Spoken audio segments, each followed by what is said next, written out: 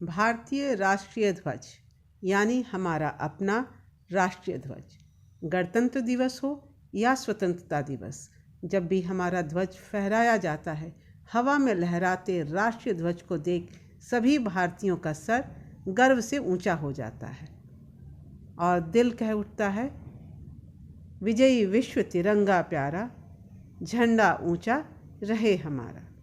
यह ध्वज हमारी स्वतंत्रता का प्रतीक है।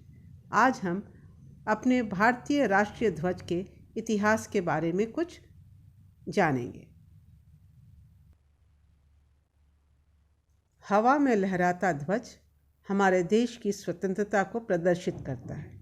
इसे हम तिरंगा भी कहते हैं। 3 रंगों से बना हुआ। सबसे ऊपर केसरिया, जो साहस, निस्वार्थता व शक्ति का प्रतीक है। बीच में सफ़ेद, जो सच्चाई, शांति व पवित्रता का प्रतीक है। सबसे नीचे हरा, जो विश्वास, शिष्टता, वृद्धि व हरी भरी भूमि की उर्वरता का प्रतीक है। बीच में अशोक चक्र, इसे धर्म चक्र भी कहते हैं। यह जीवन के गतिशील होने को दर्शाता है।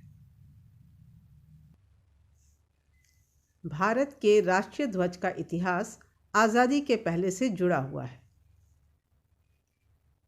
इसका सफ़र शुरू हुआ 1905 से। 1905 के आसपास पहली बार राष्ट्रीय ध्वज लोगों के सामने आया। इसे स्वामी विवेकानंद की आयरिश शिष्या सिस्टर निवेदिता ने बनाया था। इस ध्वज का रंग पीला व लाल था। लाल रंग आज़ादी की लड़ाई व पीला रंग जीत का प्रतीक था। इस पर बंगाली में वंदे मातरम लिखा गया था। इस पर वज्र व कमल का चित्र अंकित था। वज्र ताकत व कमल पवित्रता का प्रतीक था। 1906 में एक नए ध्वज का निर्माण हुआ जिसमें 3 रंग थे।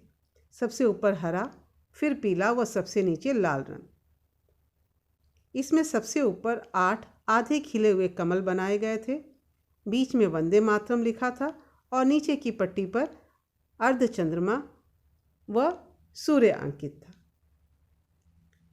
इसे सचिंद्र बोस व सुकुमार मित्रा ने बनाया था और इस ध्वजा को 7 अगस्त 1906 में कलकत्ता के पारसी बगान चौराहे पर सुरेंद्र नाथ बनर्जी द्वारा फहराया गया था। इसे कलकत्ता ध्वज भी कहा गया।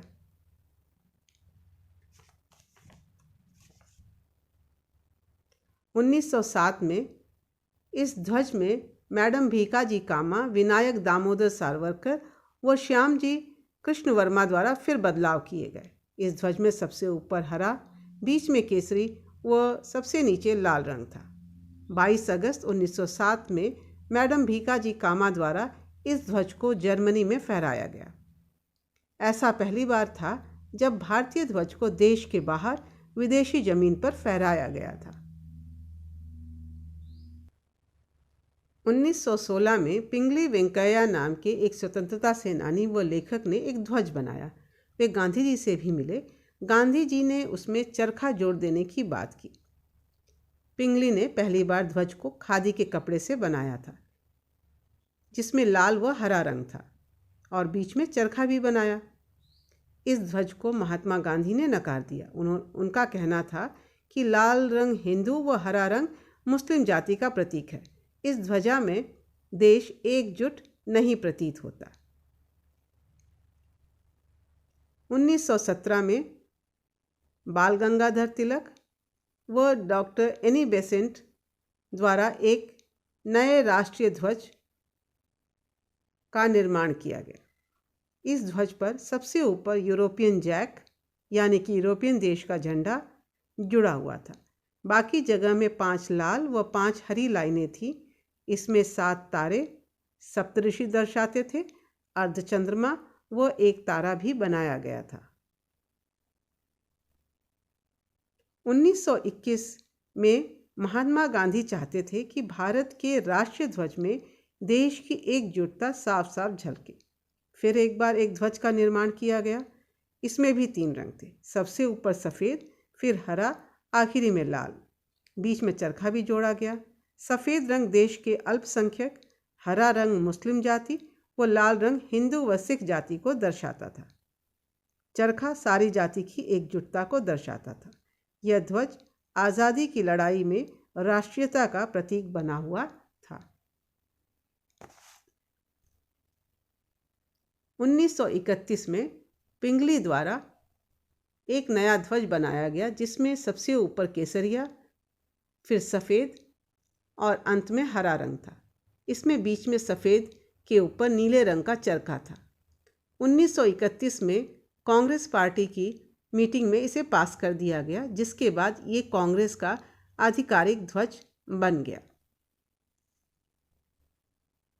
1947 में जब देश आज़ाद हुआ, तब देश के प्रथम राष्ट्रपति डॉक्टर राजेंद्र प्रसाद जी ने राष्ट्रीय ध्वज के बारे में बात करने के लिए सभा बुलाई। वहाँ सबने एक मत होकर कांग्रेस से उनका ध्वज लेने की बात मान ली। 1931 में बनाए गए ध्वज में चरखे की जगह अशोक चक्र ने ले ली। इस प्रकार अपने देश का राष्ट्रीय ध्वज तैयार हो गया। राष्ट्रीय ध्वज स्वतंत्र भारत के गणतंत्र का प्रतीक है। देश आज़ाद होने के कुछ दिन पूर्व 22 जुलाई 1947 को स्वतंत्र भारत के संविधान को लेकर एक सभा आयोजित की गई थी, जहां पर पहली बार राष्ट्रीय ध्वज तिरंगा को सबके सामने प्रस्तुत किया गया।